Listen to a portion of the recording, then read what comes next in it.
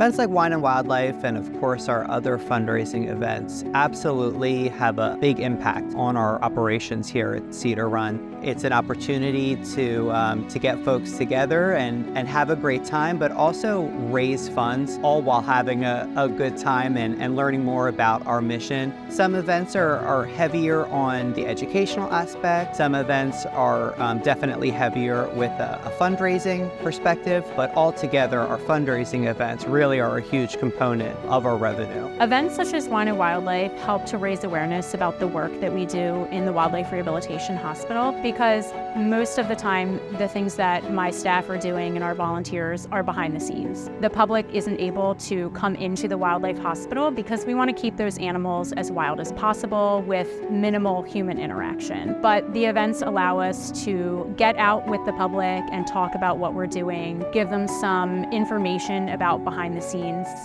cases that are happening or the animals that we're taking in, the numbers that we're seeing, and really get more information and the word out about what is going on where they are not able to visit or see. Wine and Wildlife was able to incorporate our mission in a couple different ways.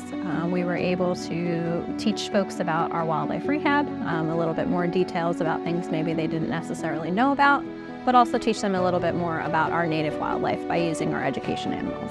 The wildlife ambassadors were there for the public to see during the event, so they could see our animals up close, but also learn about the different species that we have here at Cedar Run, and also about our wildlife rehab and how sometimes animals need to stay at Cedar Run because they are not able to be released.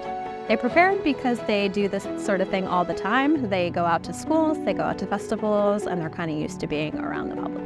Wine and Wildlife allows us to talk a little bit more about education. A lot of folks just know our wildlife rehab or just know our education department. We're able to talk a little bit about each of those things at Wine and Wildlife. This year we were able to have 100 less people and actually raise $40,000, which is the most that we were able to get in one night. The attendees have told us how much fun they had and that it really truly was a way to see Cedar Run in a different light and to be able to see the wildlife that we bring to them and sample wines and also meet the different educators that are a part of our community. They also absolutely love the food, and all of the small businesses that are in the area always are such a big help because they're able to donate so much, whether it's goods for our baskets or for our wine pull or just like being a part of the community.